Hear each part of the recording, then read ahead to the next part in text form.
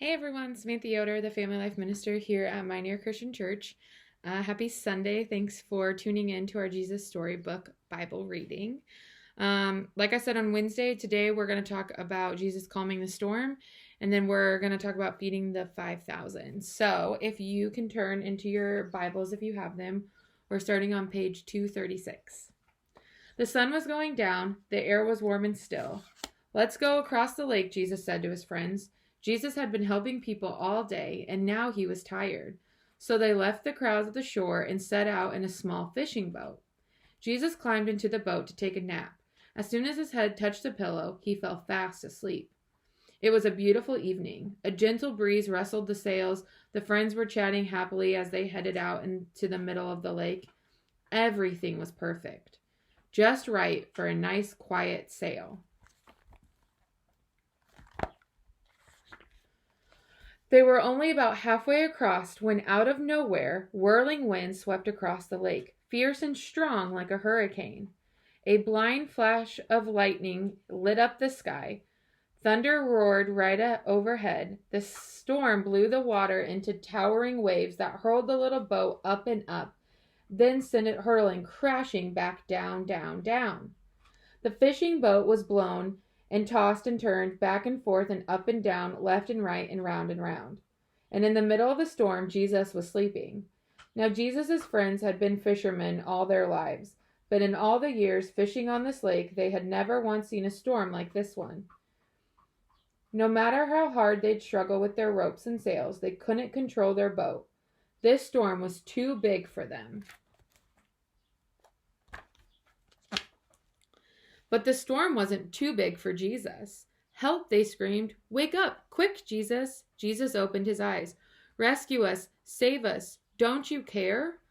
Of course Jesus cared, and this was the very reason he had come, to rescue them and save them. Jesus stood up and spoke to the storm. Hush, he said. That's all. And the strangest thing happened. The wind and the waves recognized Jesus' voice. They had heard it before, of course, but it was the same voice that made them in the very beginning. They listened to Jesus, and they did what he said. Immediately the wind stopped, the water calmed down, it glittered innocently in the moonlight, and lapped quietly against the side of the boat as if nothing had happened. The little boat bobbed gently up and down. There was a deep stillness and a great quiet all around. Then Jesus turned to his whirlwind-torn friends. Why are you scared? He said. Did you forget who I am? Did you believe your fears instead of me? Jesus' friends were quiet as the wind and the waves, and into their heart came a different kind of storm. What kind of man is this? They asked themselves anxiously. Even the winds and the waves obey him. They said because they didn't understand. They didn't realize yet that Jesus was the Son of God. Jesus' friends had been so afraid they had only seen the big waves. They had forgotten that if Jesus was with them, then they had nothing to be afraid of, no matter how big their boat or how big the storm.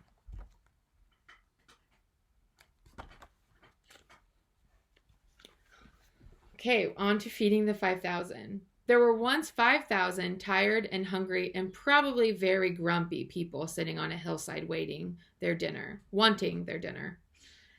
They had come to hear Jesus that day. They came before breakfast, stayed all morning, all afternoon, and way past dinner.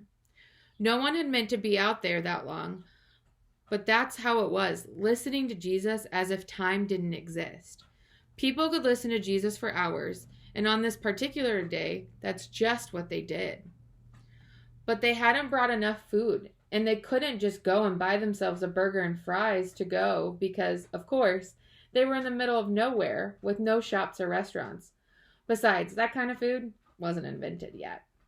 What would they do? Jesus' friends had an idea. Let's send everyone home for dinner.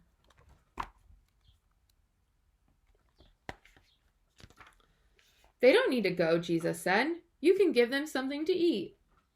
Did Jesus want them to travel all the way to town, buy food for everyone? Jesus' friends panicked. But we don't have enough money. What food do you have? Jesus asked. Go and see. Now there was a little boy in the crowd who had brought a lunch that his mother had made him for that morning. He looked at his 5 loaves and 2 fish. It wasn't much, not nearly enough for 5,000, but it was all he had. I have some, he said. Jesus' friends laughed when they saw his little lunch. That's not nearly enough, they said, but they were wrong. Jesus knew it didn't matter how much the little boy had, God would make it enough, more than enough. Jesus said, "Bring me what you have." And so the little boy gave Jesus his lunch.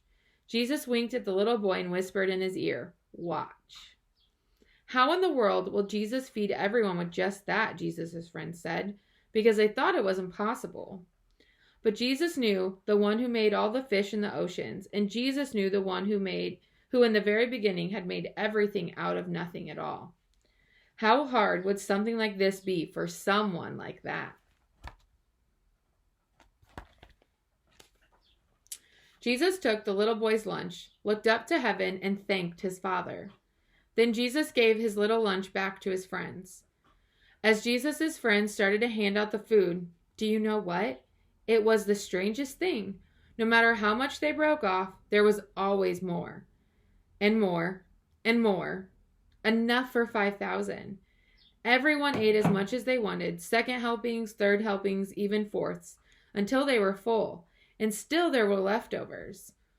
Well, Jesus did many miracles like this, things people thought couldn't happen that weren't natural. But it was the most natural thing in all the world. It's what God had been doing from the beginning, of course, taking the nothing, making it everything, taking the emptiness and filling it up, taking the darkness and making it light. These are both 2 really great stories that I think we talk probably the most about in Jesus' life. The calming of the storm and realizing that we don't have to fear because Jesus is there and God is always there for us. And then feeding the 5,000, thinking that there's nothing, but God always provides something. And sometimes an abundance of things. And so I think today, if you can take some time to thank God for all the things that you have that he has provided for you and your family, we will be able to just continue to move forward in his love and his grace. So we're going to end here, and we'll come back together on Wednesday for a couple more stories.